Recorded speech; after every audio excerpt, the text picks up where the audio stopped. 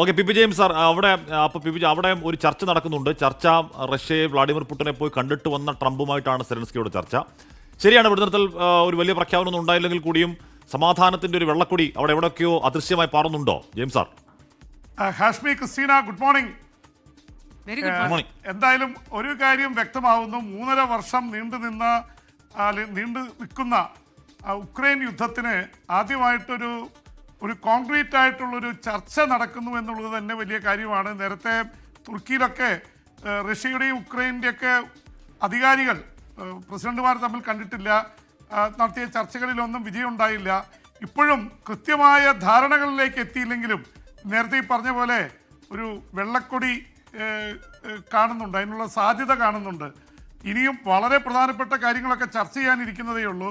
പക്ഷേ ഈ നാറ്റോയിൽ അംഗമാക്കണം എന്നുള്ള തരത്തിൽ യൂറോപ്യൻ രാജ്യങ്ങൾ ഉക്രൈനുമായി മുന്നോട്ട് പോയതാണ് വ്ളാഡിമിർ പുടിനെ വല്ലാതെ പ്രകോപിപ്പിച്ചത്. കാരണം തൻ്റെ അതിർത്തി വരെ എത്തും ഈ നാറ്റോ അംഗത്വം. അത് ഉക്രൈൻ അയൽരാജ്യമാണ്, അതുകൊണ്ട് ഉക്രൈൻ അതിൽ ചേരാൻ പാടില്ല എന്ന് പിടിവാശി പിടിച്ചിരുന്നു. ആ സമയത്താണ് ഈ തരത്തിലുള്ള യുദ്ധത്തിലേക്ക് കാര്യങ്ങൾ എത്തിയത്. ഇപ്പോൾ നാറ്റോ അംഗത്വം പറ്റില്ല എന്ന് ഇവർ കൂടിക്കാഴ്ചയ്ക്ക് മുൻപ് തന്നെ, സെലൻസ്കിയും ട്രംപും കൂടിക്കാണുന്നതിന് മുമ്പ് തന്നെ ട്രംപ് പ്രഖ്യാപിച്ചിരുന്നു. അതുകൊണ്ട് തന്നെ ഇതിനുള്ള സാധ്യത വളരെ കുറവാണ്, നാറ്റോ അംഗത്വം ഉണ്ടാവില്ല. പക്ഷേ ഇപ്പോൾ ഏറ്റവും കൂടുതൽ ചർച്ച ചെയ്യപ്പെടുന്നത് സെക്യൂരിറ്റി ഗ്യാരണ്ടിയാണ്. എന്ന് വെച്ചാൽ റഷ്യ ഇനി ഉക്രൈനെ ആക്രമിക്കില്ല എന്നുള്ള തരത്തിൽ ഗ്യാരണ്ടി അമേരിക്ക കൊടുക്കുമോ, നാറ്റോ കൊടുക്കുമോ, യൂറോപ്പ് കൊടുക്കുമോ?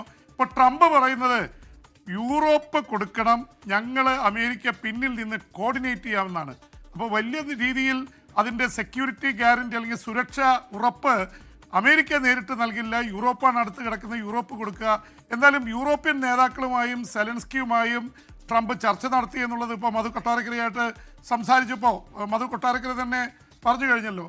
എന്ന് മാത്രമല്ല, ഈ ചർച്ചകൾക്കിടയിൽ യൂറോപ്യൻ നേതാക്കൾ വൈറ്റ് ഹൗസിൽ വെച്ച് തന്നെ വോളഡിമിർ സെലൻസ്കിയുമായി വ്യത്യസ്തമായിട്ട് അല്ലെങ്കിൽ പരസ്പരം ചർച്ച നടത്തിയിരുന്നു. ഇതിൻ്റെയൊക്കെ പശ്ചാത്തലത്തിലാണ് ഇപ്പോൾ കാര്യങ്ങൾ മുന്നോട്ട് പോകുന്നത്. പുടിനുമായിട്ട് ഇതിനിടയിൽ 40 മിനിറ്റ് ഒരു പുട്ടുകച്ചവടം നടത്തി ട്രംപിൻ്റെ നിലപാടുകൾ.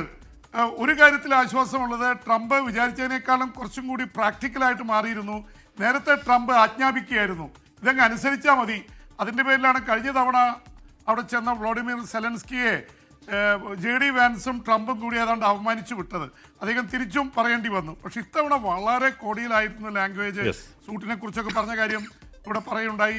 ആ തരത്തിലുള്ള വളരെ കോടിയിലായിട്ടും, എന്ന് വെച്ചാൽ ഉക്രൈനെ കൂടി ഈ ടേബിളിലേക്ക് കൊണ്ടുവന്നാലേ ഈ പ്രശ്നങ്ങൾ തീരുള്ളൂ എന്ന് ട്രംപിന് മനസ്സിലായി. എന്ന് മാത്രമല്ല, ഒരു പരിധി വിട്ട് സെലൻസ്കിയെ പ്രഷറൈസ് ചെയ്യാൻ പറ്റില്ല. കാരണം യൂറോപ്യൻ നേതാക്കൾ മുഴുവൻ ഒറ്റക്കെട്ടായിട്ട്, ഒരുപക്ഷെ ഹാഷ്മി, നമ്മുടെ ഈ 2ാം ലോക മഹായുദ്ധകാലത്ത് സംഭവിച്ച പോലെ ഈ വിൻസ്റ്റൺ ചർച്ചിലും അമേരിക്കയുടെ പ്രസിഡന്റായിരുന്ന ഐസൻഹോവറും മറ്റ് റഷ്യയുടെ അല്ലെങ്കിൽ സോവിയറ്റ് യൂണിയൻ്റെ ജോസഫ് സ്റ്റാലിനും ഒക്കെ ഒരുമിച്ച് കണ്ട് യുദ്ധക്കപ്പലിൽ കാര്യങ്ങൾ നയിച്ച പോലെ പ്രശ്നം തീർക്കാൻ വേണ്ടി യൂറോപ്പ് ഒന്നടങ്കം അറ്റ്ലാന്റിക് കടന്ന് എത്തി എന്നുള്ളതാണ് ഇതിൻ്റെ ഏറ്റവും വലിയ പ്രത്യേകത.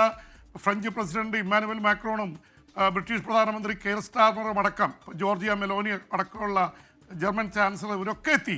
അപ്പോൾ ഇത് ട്രംപിൽ വലിയൊരു പ്രഷർ ഉണ്ടാക്കിയിട്ടുണ്ട്. അതുകൊണ്ട് ട്രംപ് കുറച്ചും കൂടി ഒരു റഷ്യയ്ക്കും യൂറോപ്പിനും സെലൻസ്കിക്ക് ഏതാണ്ട് ഒരുപോലെ നിലപാട് എടുക്കുന്നൊരു ഇതാണ് നടന്നത്. എന്തായാലും ഇനി പ്രധാനപ്പെട്ട കാര്യങ്ങൾ, വെടിനിർത്തൽ സംബന്ധിച്ച് 2 അഭിപ്രായമുണ്ട്. അത് വളരെ വ്യക്തമാണ്.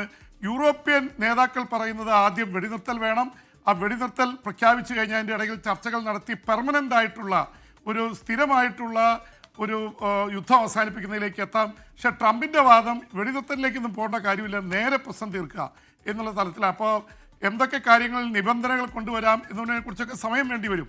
ഇത് മാത്രമല്ല, ഏറ്റവും പ്രധാനപ്പെട്ടത്, ഏറ്റവും അവസാനം റഷ്യൻ പ്രസിഡന്റ് വ്ളാഡിമിർ പുടിനും ഉക്രൈൻ പ്രസിഡന്റ് വോളഡിമിർ സെലൻസ്കിയും ഒരുമിച്ചിരിക്കുക എന്നുള്ളതാണ്.